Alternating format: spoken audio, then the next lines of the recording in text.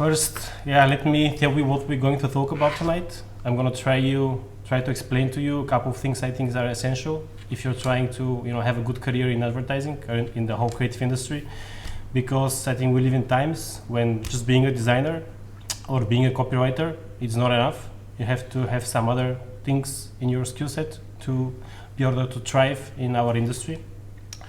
But first, let me introduce myself. My name is Nikolay. I'm 32 years old, Bulgarian, but currently I live in Tallinn, Estonia. I came here let's say almost 6 months ago.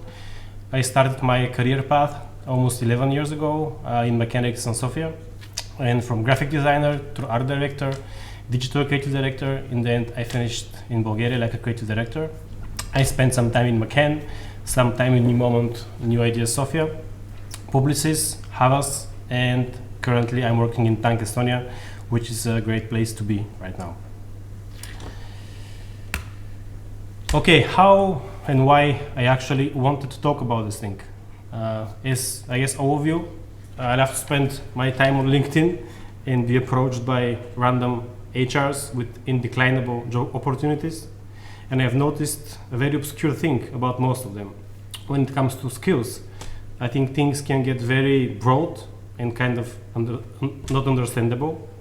And on the screen, you see just an example, but I'm sure that many of you have seen even weirder things than this.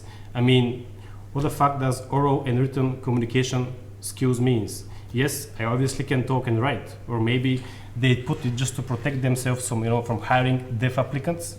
But always, I think it's a bit weird, and it's totally not understandable. Also, like professionalism, how do you judge this on a scale from 1 to 10? What do you say? Like, this time let's try to hire the guy with 7 on the scale of professionalism. Thing is that these things, nobody knows what they means, but somehow they're provocative and they get the people going. And actually, I've decided to look to my experience and the teams I've managed to build with my partner Tonka. I hope you're here and listening, buddy. All the best from Tallinn. All the best to your family in Desi. And actually look through the cultures that we managed to create in the agencies I was working and come up with a list of things we found important aside from the purely technical skills of writing or designing. They can be useful for you if you're trying to get better at working in a creative agency, or if you're trying to build better teams, or just to be a better person. Because after all, we're all humans, and we are the work, and at work it's our life. So the office is the place where we spend most of our time. It's kind of our life. The thing I want to start with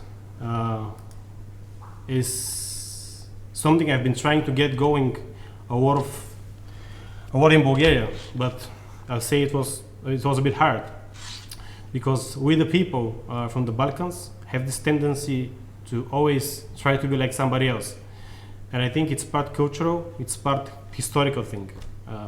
As much as we love to scream, how proud we are of ourselves, we love to have things done the Italian, the French, the German, the Argentinian, you name it, way. And we just simply love to say, let's do it like them. The truth is we should use this a lot more in our work. We should use our history and our culture more in what we do, and we should be proud of it. The thing is that, in our countries, like Bulgaria, Macedonia, Greece, Kosovo, go even like up north in Romania, nothing is okay, and I think this is fantastic, because this creates tons of opportunities and problems to be solved, and this is what we do. We are in the business of problem solving, so we have like this huge ocean of things that we can do and accomplish, and we should embrace it in a way. So let's stop adopting other people's problems and making them our own. Because if you look at the examples, all the recent success of agencies in Romania is based on like local insights and local stories and things that are unknown, but super interesting for people abroad. They basically embraced their uniqueness, they embraced what they are, and they're using it in a very powerful way. Even if you look at you in North Macedonia, the only titanium lion at Cannes, the region has come from you with the idea, with a very local idea about the campaign when you have like people praying together, the Muslim and the Christians. It's a great idea. It's something that it's very local, and it's done in a beautiful way. Enough, obviously, it got the attention of the creative world, winning the Titanium and Cannes. Also, recently you can look at Honeyland, which is a hyper local movie, something that people abroad don't understand, nominated for Oscar. Both these projects are trying to tell their own stories, and they're not trying to be like something like somebody else. My point is that you can use your own experience to create immersive stories and actually stay local in order to go global and, you know, catch the attention and be interesting, be relevant, and obviously not be boring. Which leads me to the second thing, or why things like this work. Why things which are interesting and local and, you know, well thought, why these things work. They work because they help other people feel and see things they've never seen before. Aside from being a great designer or being a great copywriter, I see this empathy as the single most valuable skill in order to thrive in this industry. It's like being able to put yourself in the shoes of others on one side, and also don't do things because you like them. Do things because somebody else will like them. And no, I don't mean that we have to test everything or like rely only on focus groups. Empathy is an emotional state of mind. It's not achieved through research. So I'll say go out now. I mean, not now, obviously, because it's this quarantine thing with the virus, but in general, like go out, talk to people, get to know people with different point of views. It's a feeling of tolerance, it's a feeling of inclusivity, it's also a feeling of support. Think about how you can do this with the work you're doing. Don't think about the next smart fridge or app-controlled window opening machine. Why? Because just recently, the Dubai 2020 Expo, they did this survey on global optimism. And of all the people they asked, basically half of them view tolerance and inclusivity as more important than actually high-tech solutions. Which again brings me back to telling the real worker stories full of empathy, putting yourself in the shoes of others, or making other people feel like you. But having, you know, all the knowledge and all the abilities is one thing. What you're doing with it is actually totally different. And I think in our business, it's admirable. We should admire people who are ready to take risks, because being a risk taker is not for right here, it's not for right now. I think it's against the short-term era of marketing we're currently living in. It's against all the tips and tricks that the Facebook marketing team is going to give you. Risk-taking, I think it's long-term thinking that maybe look a bit reckless right now in the current moment, but it may look like taking a step back, but what follows after taking the risk is actually 2 steps forward. And don't forget that I think fortune always favors the brave, like always. It just loves the crazy ones somehow, as Apple said 20 years ago. And if I can quote Alex Boguski, one of the founders of Crispin Porter and Boguski, who I had the honor to speak with 10 years ago via social media called Twitter. I was tweeting that I want to grow up and be like him. And somehow, I don't know, somehow he answered. So I asked him to give me an advice. And the thing he said was to, you know, it was to take big decisions with my heart and small ones with my brain. I still kept the screenshot, I still look at it, and I still got reminded that if we want to succeed in something in the creative industry, we should be able to, you know, take the leap and take the risk, because in the long term it's going to pay off for sure. But still, the creative industry is something very dynamic. A lot of things happen and a lot of projects happen. The turnover of projects can be terrific. A lot of teams and a lot of ideas got mixed up, and you end up not working on something you created. A lot of ideas got killed. Differently from life, where we look to settle and find that great single, unique, life-defining love. In creativity, we should be great in falling in love. Have this short burst of enthusiasm, passion, and giving it all this tunnel vision to focus on something and live like if it don't happen, your life will end. But at the same time, you should not love it. You should be able to, draw the line and just be able to fall in love with it.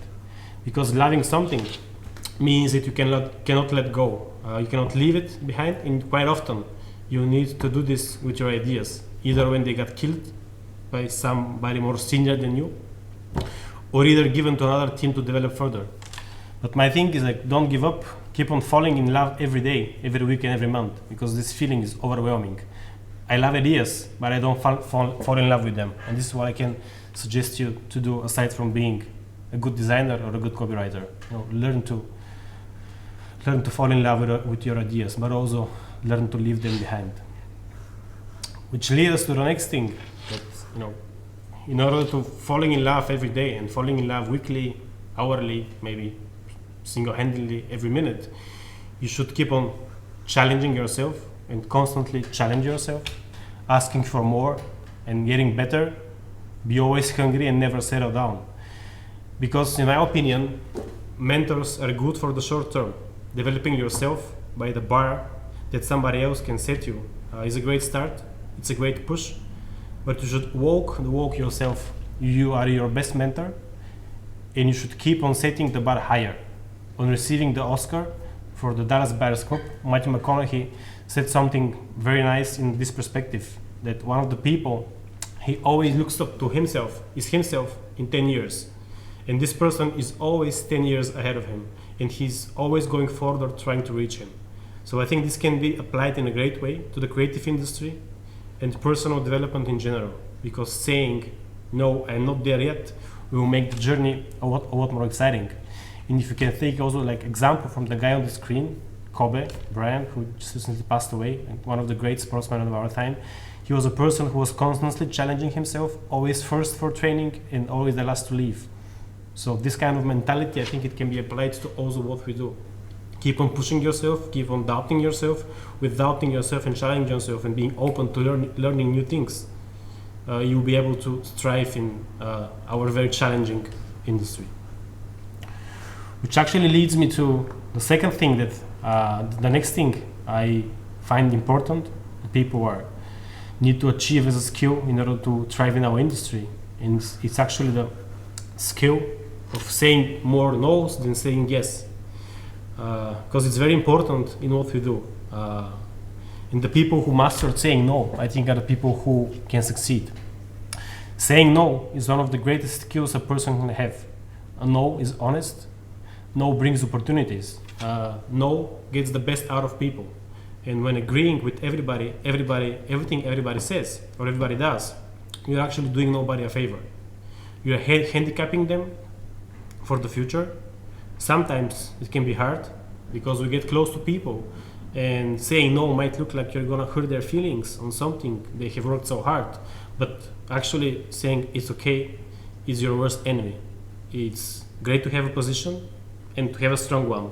And I think no is one of the most valuable positions we can have in the creative world, because no brings results, no brings challenges, no brings better solutions.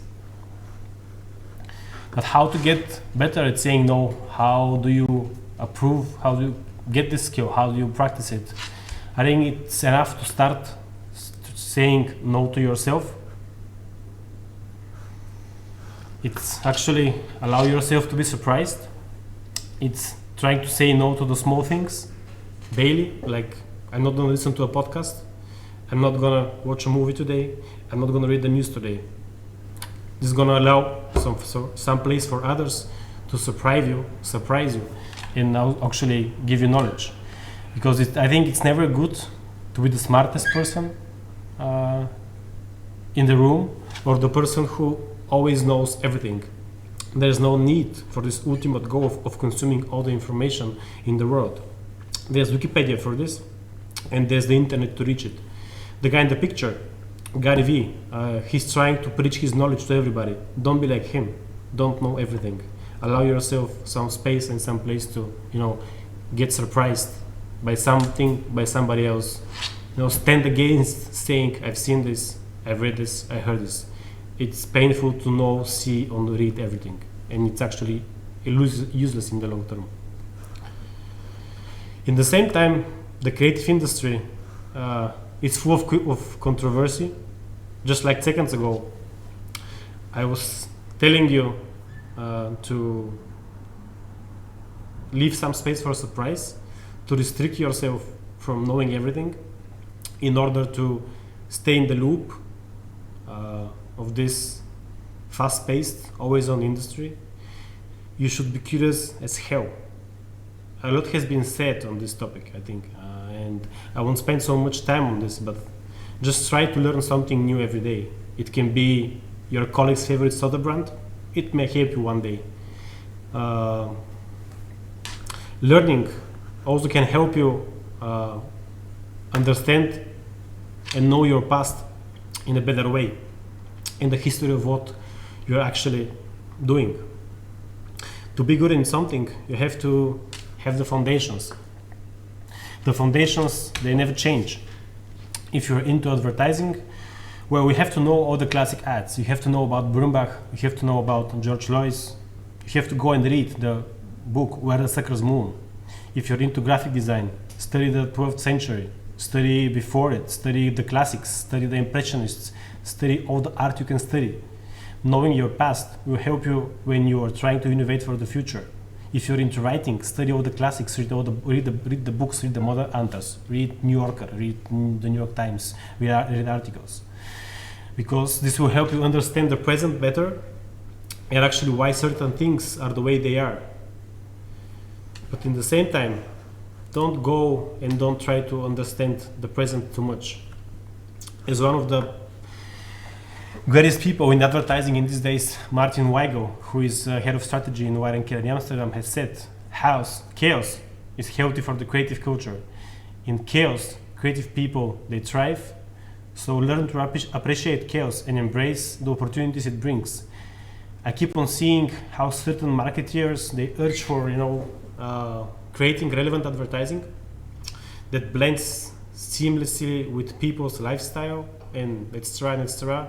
Problem that with being relevant actually is that it can be boring as fuck.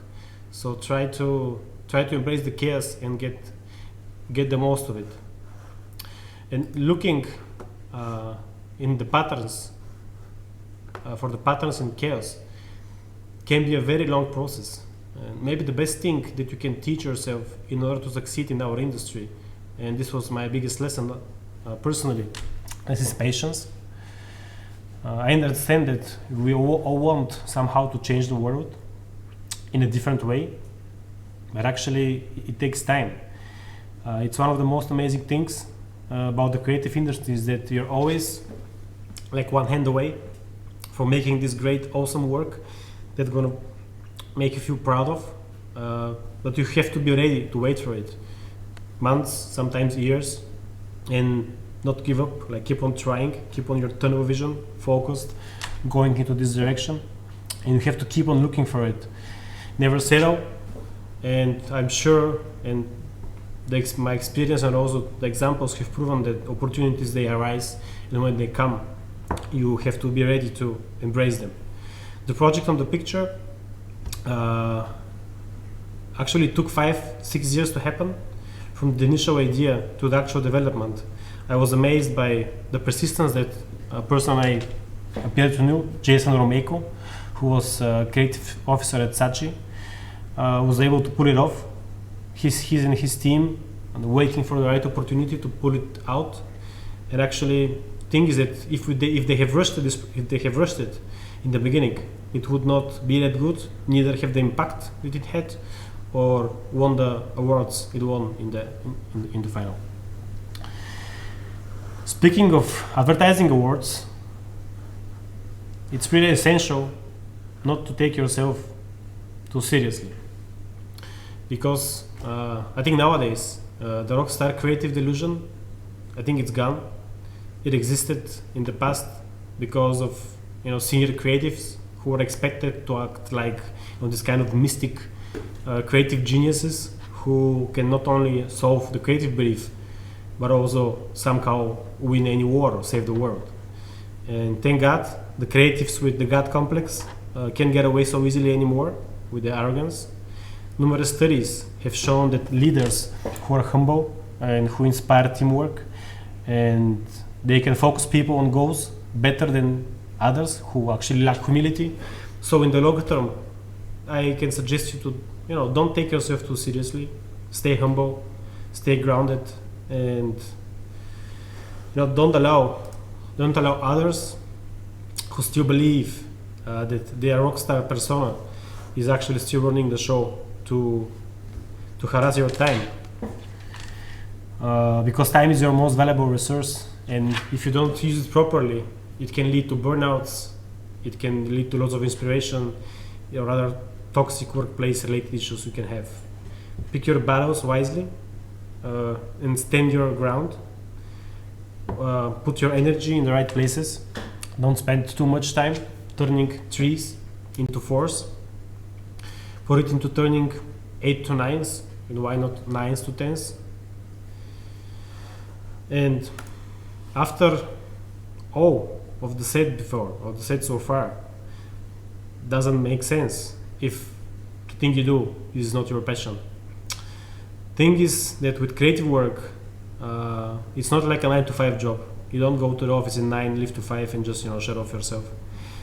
Creative industry and the working inside it, it's 24/7. But I don't mean that you have to stay in the office 24/7. You cannot simply tell your brain to stop working, stop thinking after you leave the place you work. People working in the creative industry, they should be actively thinking and actively pursuing ways to initiate change in people's behavior and take every opportunity that the world gives them to do it. Thinking about how I can, somehow sum this thing in one slide shortly. There's this great thing called lateral thinking. A guy, Edward de Bono, somehow found a way to put it into paper, and it's based on extensive brain research. I think you can go out and read it online. If you Google Edward de Bono lateral thinking, you'll get tons of results. But we can just put it out into like these super simple 4 things. Basically, lateral thinking is ignoring the established patterns, pay attention to randomness, consider alternatives, and regardless of how crazy they are, go to the opposite way, ignore focus groups. And if you look the picture on the slide, this great campaign by BBH called "When Everybody Zigzag." I think everything that we said so far, in a way, can be summed up in this one sentence: that if you want to succeed in what we do, in a way you have to obey the rules, you have to be in line. But the ones who kind of go and look for the randomness and chaos, the ones who are gonna really, I think, change the world. And last but not least, and something super important, is don't be an asshole, because sometimes it's super hard. I understand. You meet dumb clients, you meet weird colleagues, you hit creative blocks, and you want to kill somebody. But don't be an asshole. This will help you have a lot of fun, and because end of the day, doing what you love and while having fun and making your mama proud is what we are all here for. Thank you very much for listening to me. I hope I was able to entertain you, giving you my suggestions on what other things you can look for when working in our industry, or what other things you can look to develop yourself when trying to find place in this dynamic creative industry being tackled by all the startups and stuff like this, losing a bit of its relevance, but aiming to stay not boring. So if you have any questions, I'll love to answer them right now. Thank you. You can reach me on my email, which is on the screen.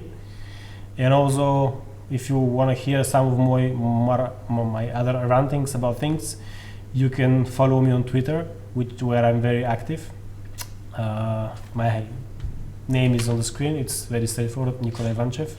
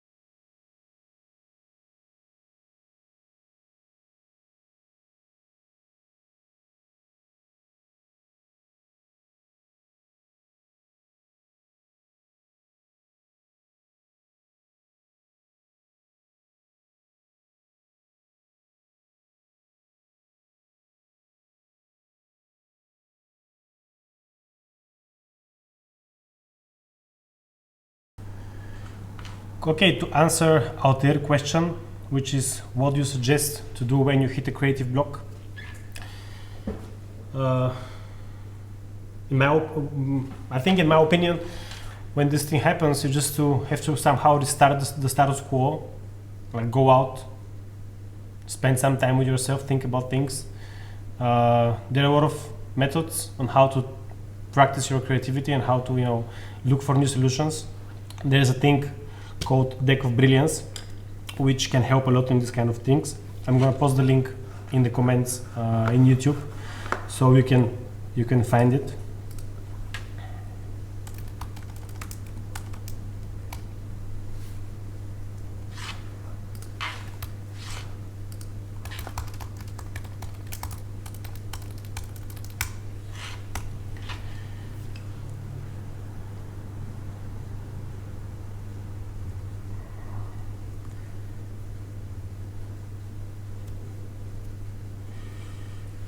To answer Alexander's question, what inspires you in your daily life and why? I think I'm inspired mostly by the amazing things people do daily and the things that happen to us. And because I said, like, empathy, I think is one of the things that we can try to push more forward and push us forward as a society. So this is what I'm looking for, just like, amazing human beings doing amazing things and trying to get inspired by them. And also my brother, if I have to be honest, my brother has been one of my biggest inspirations. Meds up to him, he's ex-chef, ex-basketball player, current father, 26 years old, one of the best people around. To answer Anya's question about the biggest personal and professional transformation, I think it was coming here in Estonia, because right before this I was trying to do something myself back in Bulgaria. After quitting Havas, I was trying to find my own company, which failed. So I understood a lot about myself. How do I work? What do I look for? And what things are valuable to me? Thing is that I love working with teams and with people. And coming here helped me a lot actually to refresh myself. So I think the move from Bulgaria to Estonia was this transformational change, which is going to help me take the next step.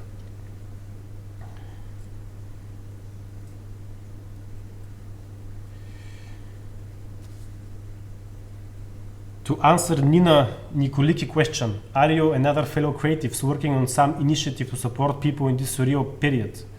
This is a tricky question because there's a thin red line between opportunism and actually doing something good.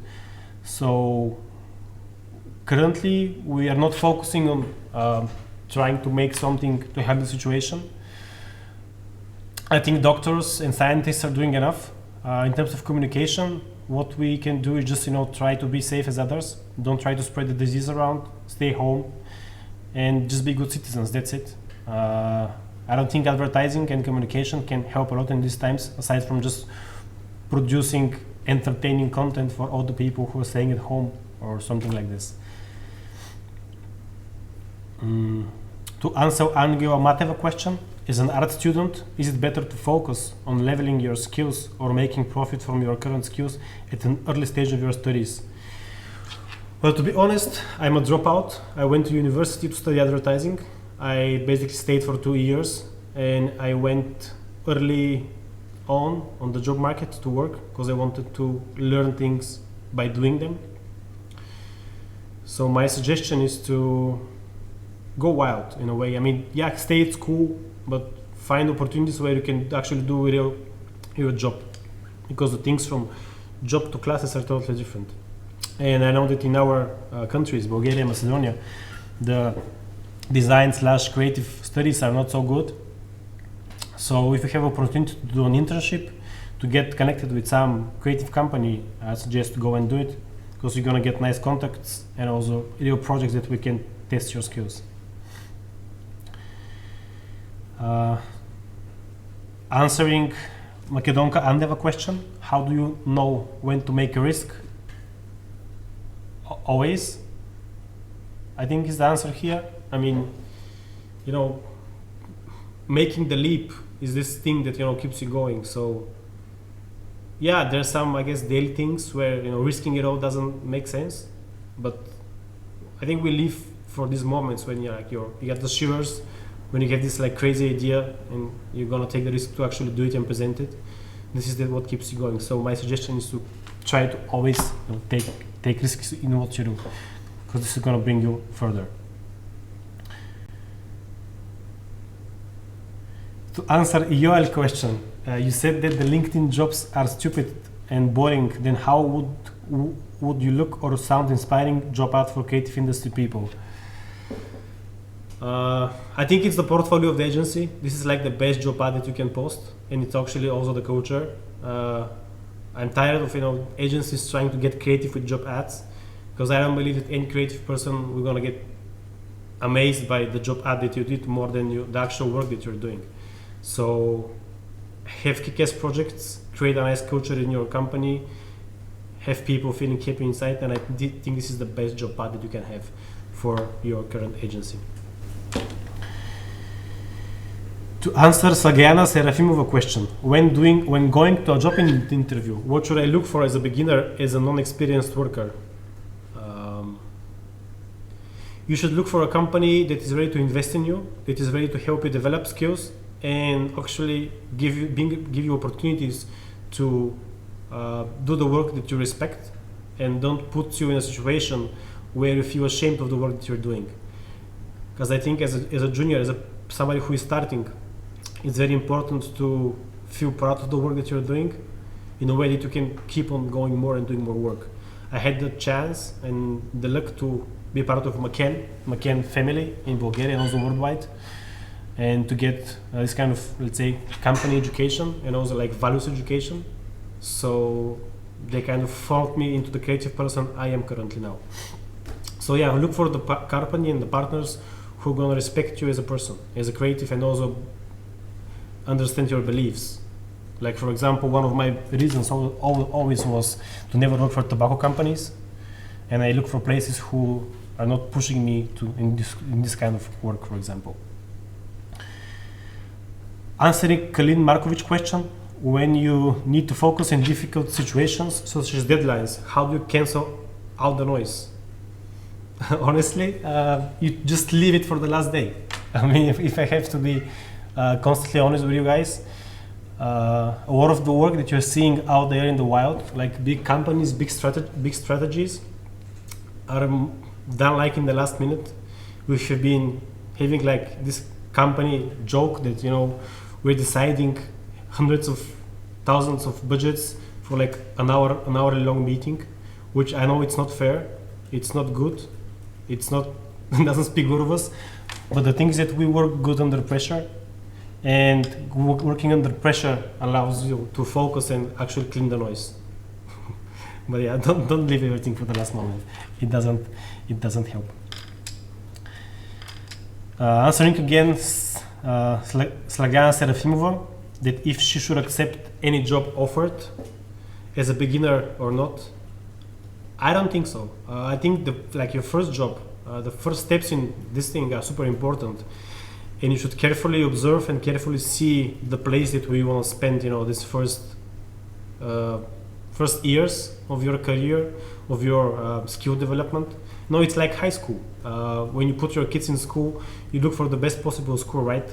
So when you want to put yourself into job, look for the best possible company. Respect yourself, respect your needs, respect your payment needs, respect your skill needs, and really find the best partner, because your company is your partner somehow. It's like this. It's like marriage. So yeah, look for the best. Alexander, if I have to narrow the list to 3 points, which are the top 3 essential skills you need to possess in the creative industry? I say number 1, patience. For me, I think patience is key. A lot of people have this tendency to rush things, and believing that they can have instant success. It doesn't work like this. It takes time. It takes time to get better. It takes time to understand your clients also. It takes time to build a working relationship with them. It takes time to find a way to have the best ideas and how to present them and how to build them better. So first one should be patience. Second one, I will go and say take risks, because if you always play it safe, if you always play it by the book, if you always play it how the focus group said, you will never do something different. And the examples for this are numerous. If you go back in the days, like with the famous Apple ad from 1984, focus groups, they killed the ad. Apple decided to run it. It was voted best ad of the last 20 years. The Cadbury's Gorilla, focus groups, they killed it. Cadbury decides to run it. Amazing results. One of the most famous ads of the last 20 years. What else? Audi slogan, Vorsprung durch Technik, focus groups. Design, I didn't understand it in German. The agency stand by itself. Now it's like one of the most recognizable company slogans that we can have. So taking the risks, patience, and yeah, don't be an asshole. I think this is key to success here, because in the end, we're all people, and being in harmony with your colleagues or like your clients helps, and being a good person helps all the time. So this is my top 3. Patience, risks, and just be a nice person and have fun.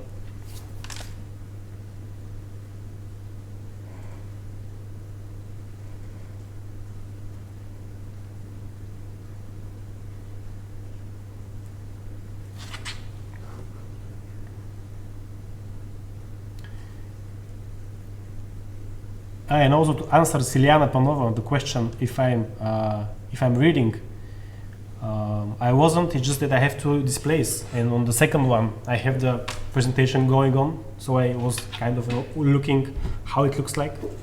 So sorry if it looked like I'm reading.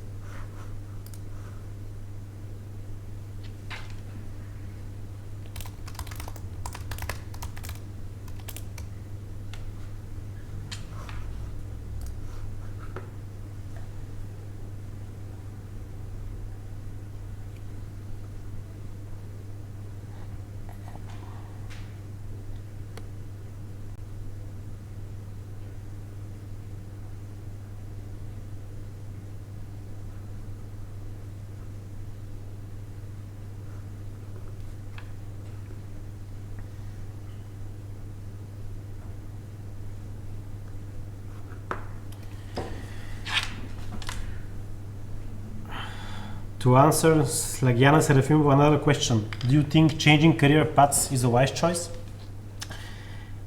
I think it can be. I think if you look at your career as your career as a vertical, I think sometimes it can be a very smart thing to take the step aside and walk into another vertical. Me personally, I was in the verge of doing this. Like last year before coming here, I was really thinking about should I go more into strategy or continue working in the creative field. And I was hesitating for a while. I also spoke with some friends around, like how the changing the career path from creative to strategy goes on. But actually, I think in creativity you can apply your strategy. So in a way, with this one I can do both. But it really depends on what you want to achieve. It really depends on what makes you happy and like what keeps you going. If you speak about total career path change, like from let's say creative person to somebody who works in a architect, still creativity. Somebody who works in a hotel or has a bar, yeah, I don't know, why not? I mean, if it's gonna help you get more inspired and feel happier and be a nicer person, yeah, why not? I think you can do it. To answer Andrei Vasilevsky question, for how long do you keep your focus on a project that you set for yourself? How do you know when to let go? This is more like, the thing that you decide in your heart, and you get better to it with the time. And also it's about experience. Like I have been doing this thing for quite many times, so you know when something is not going in the right direction. Looking at if you have the strategy set correctly, and you see that actually your idea is trying to go into a different path and losing the main objective, you have to stop, refocus, and go on again. Maybe simply put, this is it. You have like the foundation, which is your objective, your campaign objective. If you're okay, if your idea just goes other ways, slap yourself on the face, take a step back, then you're gonna take 2 steps forward, as I said. Answering Anya's question, can a complex problem have a simple solution? Well, most of the times it's like this. It's like these ideas, when you see them and you're like, god damn, how haven't I thought about this? And I love when my colleagues and friends have ideas like this. It's like pleasant feeling of jealousy that somebody have thought about it and somebody have done it. I can give some examples. Let's say, I think a couple of years ago, Adam and Eve in DDB in London, they did this campaign about Harvey Nichols for a consumer promo. Like what they did, it was just to showcase video footage from the security cameras of people stealing things from the shop, and they said you don't have to steal, we have promotion going on, costs €0 to produce. I think they won the Grand Prix in Cannes. So it's a simple solution to, I think, a complex problem, to make a promotion interesting for consumers.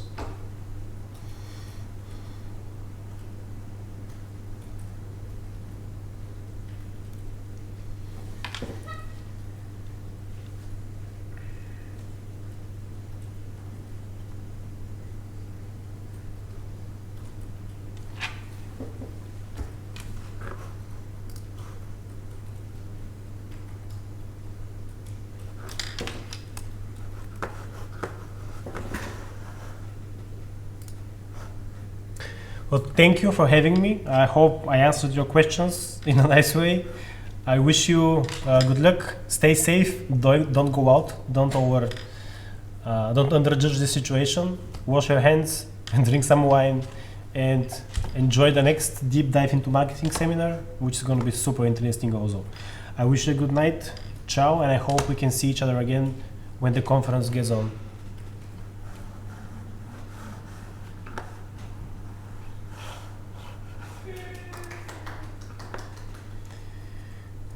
One last question I see from Alexander. What is the best feedback from your work? Money, acknowledgement, success, personal satisfaction. I'm gonna go through them one by one. If money is your motivation, you're gonna fail big time. I think in what we do, if you think about the money, you're not gonna get far.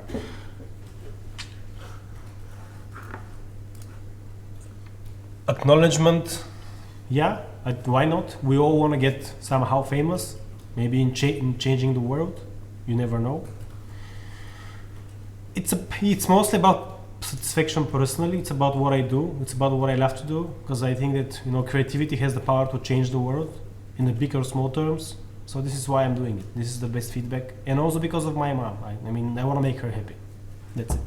Thank you, guys. Bye. Have a good evening. Ciao.